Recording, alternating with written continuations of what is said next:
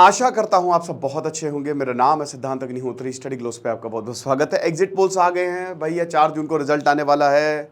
T20 9 जून शुरू हो गया है। वैसे T20 वर्ल्ड कप 9 जून को इंडिया पाकिस्तान का मैच है। ग्रुप मैचेस है यार, पता नहीं कौन कौन सी फर्जी टीमों को रख लिया है।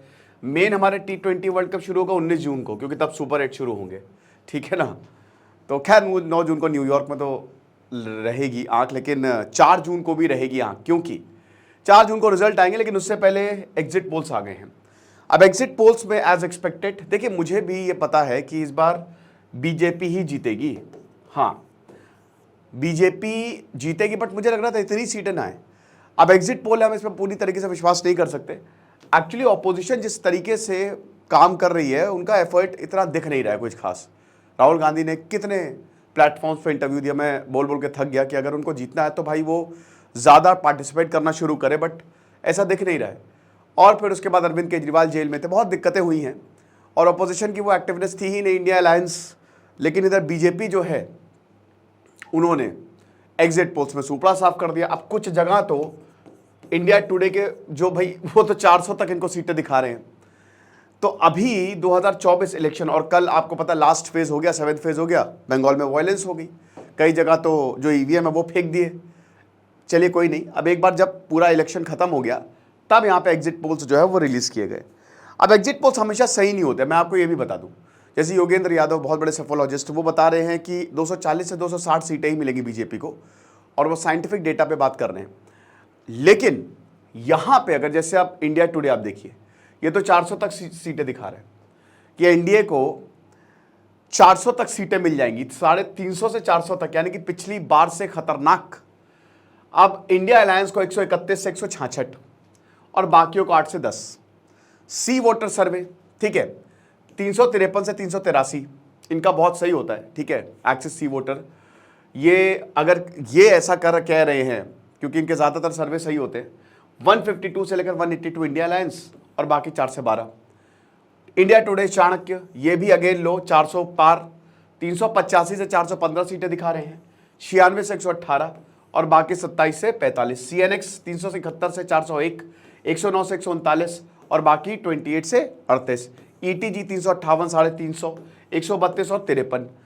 तो ऑन एन एवरेज 380। बाकी आप ये और देखो, ठीक है ना। जन की बात 362 से 392, इंडिया अलायंस को 141 से 161, बाकियों को 10 से 20। मेट्रीज 353 से 368, 118 से 133, 43 से 48। रिपब्लिक टीवी क्या बात है, 359 और इंडिया अलायंस के 150। इंडिया न्यूज डी डायनेमिक्स 371 से 125, मतलब यहाँ पे एनडीए को 371 और इंडिया अलायंस को 125। न्यूज नेशन 342 से 378, ठीक है, इंडिया अलायंस को 153 से 169। दैनिक भास्कर 281 से 350 दिखा रहा है और 145 से 201। अब यहाँ पे जितने भी एक्सेस पोल्स हैं, एग्जिट पोल्स हैं, वो आपको ऑन एन एवरेज 300 350 के करीब सीटें, 350 से 400 इस बीच सीटें जो है वो दिखा रहे हैं। मैं प्रशांत किशोर का इंटरव्यू सुन रहा था, उन्होंने बहुत बढ़िया बात बोली थी और मुझे अपने मामा जी की याद आ गई। मेरे मामा जी की कैसे याद आई, क्योंकि एक बार मैं जब यूपीएससी का एग्जाम दे रहा था, तो मेरे मामा जी ने बोला कि कितना भाई, कितना टारगेट कर रहे हो। मैंने कहा कि 110 115 आ जाए, बहुत है। तो मेरे मामा जी ने धर के घर आया, वो कारो स्टील प्लांट में जनरल मैनेजर है, वो थे, अब तो रिटायर हो गए। तो उन्होंने कहा कि तुम्हारा एम ही गलत है, तुम 110 115 बोल रहे हो तो तुम्हारे आएंगे ही नहीं, 60 70 रुक जाओगे। तुम्हारा एम होना चाहिए कि 180 से 190 या पूरे 200 में 200। अब हो सकता है ये कभी नहीं आए। जैसे अलेक्जेंडर पे कल मैंने बायोग्राफी रिव्यू की थी, आप आई होप आपने देखा होगा, किताबों का रिव्यू किया था मैंने, उस लेक्चर को जरूर देखिएगा। तो अलेक्जेंडर ने क्या बोला कि भैया तुम ये नहीं कर पाओगे, वो नहीं कर पाओगे, लेकिन अलेक्जेंडर बोला मैं सब जीत लूंगा, भाड़ में जाओ, मैं तुम जो सोच रहे हो ना, तो सब उसका मजाक उड़ा रहे थे, लेकिन अलेक्जेंडर ने जीत लिया। तो वही बोला कि भाई मुमकिन नामुमकिन, लेकिन तुम्हारा टारगेट होना चाहिए कि 200 में 200 करो। तुम पहले ही हार मान लिए हो 110 में 115। मैंने कहा हाँ यार, पॉइंट तो है। तो यही प्रशांत किशोर बोल रहे थे कि यहाँ पे बीजेपी जहाँ पे बोल रही है 400, वो जीत को तो टारगेट ही नहीं कर रही है। उसको पता है वो जीतेगी, वो कह रही है अब हम 400 लेके जाएंगे। 272 तो ये तो मैजिक आंकड़ा ना, 545 सीटों में 272 तो छोड़ ही दीजिए, वो तो मिल ही जाएगी, लेकिन हम इस आंकड़े को छुएंगे। आप कॉन्फिडेंस लेवल देख रहे हो, ये कॉन्फिडेंस लेवल, ये साइकोलॉजी के साथ खेल है कि आपको ये बता ही दिया गया कि भाई हम ऑलरेडी जीत चुके हैं, हम 400 जाएंगे। तो लोगों को भी ये लगा खैर मैंने बताया ना कि बीजेपी के चांसेस बहुत ज्यादा थे वैसे भी। अब विपक्ष क्या कर रहा है उसका कुछ अता ही पता नहीं है, कितने जाएंगे। और विपक्ष भी ताल सुर में ताल, विपक्ष 400 पे अटैक कर रहा है। आप ये देखिए 400 नहीं, ये वो। तो बात ये है ना कि इधर बीजेपी ने अपर हैंड गेन कर लिया है बहुत तगड़े से, यह प्रशांत किशोर ने बोला था। अब एग्जिट पोल्स की बात करें तो एग्जिट पोल्स हमेशा नहीं कि जरूरी मतलब सब सही रहे, ठीक है, इट्स नॉट इजी। 2004 में जब एग्जिट पोल हुए थे तो लगा था कि अटल बिहारी वाजपेयी की सरकार थी, सारे एग्जिट पोल्स नहीं दिखाया था, बट मनमोहन सिंह की सरकार आ गई, हार गई थी बीजेपी। सेम हुआ था वेस्ट बंगाल के इलेक्शन में, हार गई थी। और एक्यूरेट बहुत नहीं रहते हैं, ठीक है, लेकिन एक चीज समझिए कि जब भी एग्जिट पोल्स, हर एग्जिट पोल अगर एक ही आंकड़ा दिखा रहा है तो इसका मतलब वो एक्यूरेट है। सारे एग्जिट पोल्स गलत नहीं हो सकते, ठीक है। मुझे भी ऐसा लग रहा है, मुझे ऐसा लगता है कि बीजेपी को 300 से 350 के बीच में सीट मिलेगी, मतलब एनडीए को, है ना। लेकिन बीजेपी के चांसेस हैं। आप बताइए कमेंट बॉक्स में, 4 जून को सब पता ही चल जाएगा, आपको क्या लगता है, राइट। तो एग्जिट पोल्स सर्वे होते हैं। अब देखिए सर्वे होते हैं, लेकिन ये ऐसा नहीं कि पूरे भारत के देशवासियों से पूछा जाता है, नहीं ऐसा नहीं है। हर जगह ये लोग नहीं जाते हैं, ये कुछ जगह जाता है, कुछ पोलिंग स्टेशंस पे जाते हैं, वहां पे सर्वे करते हैं। अब देखिए जो इंसान बोल रहा है, जब भी इलेक्शन होते हैं तो जब वोटर्स जो है वो पोलिंग स्टेशन से बाहर आते हैं तो बाहर ही लोग खड़े होते हैं, आपने किसको वोट दिया, कुछ सवाल पूछे जाते हैं। तो अब उसमें मान लीजिए 20 है तो उनमें से एक पकड़ लिया, ऐसे ही होता है, क्योंकि इस बार वैसे भी गर्मी थी, लोग बस जाना चाह रहे थे। तो पर्पस यही कि इंफॉर्मेशन गैदर की जाए और डेमोग्राफिक कैरेक्टरिस्टिक की जाए। अब उसके बाद जब सारे इलेक्शन, क्योंकि ऐसे तो इलीगल हो जाएगा भाई, संविधान के खिलाफ चला जाएगा, तो जब इलेक्शन खत्म हो जाता है तब ये फिर अपने एग्जिट पोल्स के रिजल्ट जो है वो देखते हैं, है ना। 1957 में शुरू हुआ था। अब बहुत सारी प्राइवेट ऑर्गेनाइजेशंस इसको करती हैं और एक अच्छा एक आपको ओवरव्यू देता है। लेकिन जैसा कि मैंने बताया कि हर जगह नहीं जाते हैं, ये हर जगह पेनिट्रेट नहीं करते, नॉर्थ ईस्ट में पेनिट्रेट नहीं करेंगे, हो सकता है साउथ में भी ना जाए, कुछ ही जगह जाते हैं। हर पोलिंग स्टेशन पे दे आर नॉट प्रेजेंट, क्योंकि उतनी मैन पावर थोड़ी ना है। तो आप ये समझिए कि it is a difficult task. तो इसीलिए सैंपल साइज होता है कम, सैंपल साइज कम होता है, लेकिन इसको एक्सट्रापोलेट किया जाता है और उसके बाद फिर रिजल्ट जो है वो दिखाए जाते हैं। तो अब क्या है कि इस सैंपल साइज से आपको एग्जिट पोल्स का रिजल्ट दिखाया जाता है, और इसीलिए एग्जिट पोल्स जो है वो कई बार गलत भी साबित हो जाते हैं।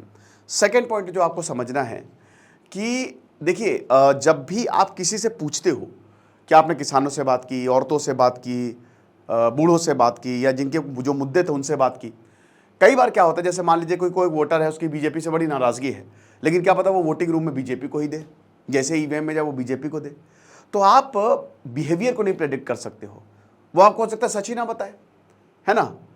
यू नेवर नो कि किसने क्या वोट किया है और आपने कितने लोगों से पूछा है, लेकिन ये एक आपको आइडिया देता है ना। कम ही लोग जो झूठ बोलते हैं, लेकिन ज्यादातर सब सच ही बोलते हैं कि हमने इनको वोट दिया है। ये एक आपको एक तगड़ा आइडिया देता था कि ये होने वाला है। और एग्जिट पोल्स गलत साबित हुए हैं, लेकिन ज्यादातर टाइम अगर एग्जिट पोल्स सब एक साथ आते हैं, मतलब यहां पे तो यूनानिमसली सारे एग्जिट पोल्स ने बोला है कि बीजेपी को 350 से 400 सीट मिल जाएगी। अगर ऐसा हो रहा है, if this happens, it means कि that party is winning, it is but obvious, ठीक है। तो ये हमको समझना है। तो इसीलिए ये सारे सवाल जो है वो पूछे जाते हैं। अब दूसरी बात ये है कि रिजल्ट आने वाला भी 4 जून को, ठीक है, 4 जून को रिजल्ट आएगा और उसके बाद सब दूध का दूध और पानी का पानी हो जाएगा। परसों ही रिजल्ट आएगा, 4 जून क्या बोल रहा हूँ मैं, परसों ही रिजल्ट आने वाला, तो मौसम भी थोड़ा सा अच्छा है यार। मुझे लगता है ना कि वोटिंग जो है ना, ये इतनी गर्मी में नहीं करानी चाहिए यार, ये गलत है यार, है ना। थोड़ा सा आप इसको पुश कर दो, अक्टूबर नवंबर में करवा दो ना, तो ज़्यादा अच्छा रहेगा, वोट ज़्यादा पड़ेंगे। इस बार 60% on an average voter turn out रहा है, ये बहुत अच्छी बात थोड़ी ना हमारे लिए, ठीक है। तो मैं ये जेन्युइनली मानता हूँ कि अगली बार जब वोटिंग हो तो ये 60%। अब दूसरी बात ये रही है कि जो इस बार एग्जिट पोल्स आए हैं, वहां पे बीजेपी ने सूपड़ा साफ कर दिया है। गुजरात, एमपी, हिमाचल, हरियाणा, जहां पे इतने प्रोटेस्ट हुए, ऐसा लग रहा था हरियाणा में भी असेंबली इलेक्शन में मुझे नहीं लगता बीजेपी जीतेगी हरियाणा में, मुश्किल है उसका, ठीक है। पिछली बारी बड़ी गठबंधन से सरकार बनाई थी, लेकिन मैं हमेशा बोलता हूं कि असेंबली इलेक्शन और लोकसभा इलेक्शन जमीन आसमान का फर्क होता है। असेंबली इलेक्शन मुद्दों पे लड़े जाते हैं, लोकसभा इलेक्शन अलग चीज़ों पे, उनके अलग मुद्दे हैं, ठीक है। तो भारत की जनता बहुत ही स्मार्ट है, दे आर वेरी इंटेलिजेंट, ये हमको समझना होगा। तो हमेशा एक बहुत बड़ा सा फर्क होता है, ठीक है, कि असेंबली इलेक्शन में और यहाँ पे जो केंद्र के इलेक्शंस होते हैं। तो अब हरियाणा में भी सुपड़ा साफ कर दिया बीजेपी ने, बीजेपी को सारी सीटें आ रही हैं। चलो यहां तक तो ठीक है। साउथ में लोकल मुद्दे जो है वो ऊपर रहते हैं, साउथ की पॉलिटिक्स बहुत ज़्यादा अलग है, ठीक है ना, लोग ज़्यादा अवेयर है वहाँ पे। साउथ में आपके नेशनल मुद्दे नहीं चलते हैं, इसीलिए वहाँ पे लोकल पार्टीज ही जीतती हैं, ठीक है। अब साउथ में ऐसा बोला जाता है कि बीजेपी बहुत मुश्किल है सेंध लगाना। कर्नाटक में 29 सीट जीत रही है एग्जिट पोल के हिसाब से, यानी कि आप ये समझिए कि कर्नाटक में बीजेपी का अपर हैंड है, एनडीए का, राइट। उसके बाद तेलंगाना में अपर हैंड तो नहीं है, बट हाँ कांटे की टक्कर है। केरल में 27% वोट शेयर के करीब मिल रहा है, जहां पे लग रहा था कि केरल तो क्या ही, केरल में तो आज तक बीजेपी खाता नहीं खोल पाई है, वहां पे भी। और तमिलनाडु में भी सेम चीज, 2 से 4 सीटें मिलते हुए दिखाई दे रही हैं। तो आप वहां डीएमके ही नंबर 1 पे है, बट ये इतनी सीट भी मिलना ना, ये बहुत बड़ी बात है। तो जहां जहां बीजेपी को सीटें नहीं मिल रही थी, वहां पे भी बीजेपी ने झंडे गाड़ते हुए एग्जिट पोल्स में दिख रहा है। मैं फिर से बोल रहा हूं कि एग्जिट पोल्स हमेशा सही नहीं होते हैं, ठीक है। इसमें गड़बड़ हो सकती है क्योंकि आप सबसे नहीं पूछते हैं, छोटा सैंपल साइज होता है, और ऐसे प्रोजेक्ट किया जाता है कि बहुत बढ़िया ये हो गया वो हो गया, बट ये सच है, ठीक है। एक पूरी ये डेटा साइंस होती है, ये विज्ञान होता है। तो परसों पता चल ही जाएगा कौन जीत रहा है, लेकिन this is the thing that I wanted to tell you. अब आप मुझे कमेंट बॉक्स में बताइए, एग्जिट पोल्स यही हो जाएगा अभी कमेंट बॉक्स में, कि आपको क्या लगता है, सीटों का प्रेडिक्शन दीजिएगा कि कौन कितनी सीटें जो है वो जीतेगा। तो क्रिटिसिज्म यही होता है कि क्योंकि जो एजेंसी करती है वो कई बार बायस्ड होती है, ठीक है ना, कि एक पर्टिकुलर पार्टी से अलाइंड होती है। उसके बाद चॉइस, वर्डिंग और टाइमिंग ऑफ द क्वेश्चंस और nature of the sample drawn, ये सर्वे इससे ड्रिवन होते हैं, जो हमेशा एक्यूरेट नहीं हो सकते हैं। और बहुत सारे जो ओपिनियन है एग्जिट पोल से, ये देखिए, अब जितने भी न्यूज़ चैनल्स है करवाते तो यही एक तरीके से ये एक एजेंसी को ठेका देते हैं और उसके बाद वो इनके बिहाफ पे करवाती है। अब सारे न्यूज़ चैनल्स में, चाहे कांग्रेस हो चाहे बीजेपी, आप देख लीजिएगा, उनका स्टेक रहता है। कोई पर्टिकुलर न्यूज़ चैनल पर उनका स्टेक है तो ये रहता है, दिस इज़ दी ट्रुथ। हमारी studyclose.com वेबसाइट को विजिट करें दोस्तों, वहाँ पे हम current affairs editorials daily basis पे डाल रहे हैं, तो आपको बहुत ज़्यादा फायदा होगा। दिस इज सिद्धांत अग्निहोत्री साइनिंग ऑफ।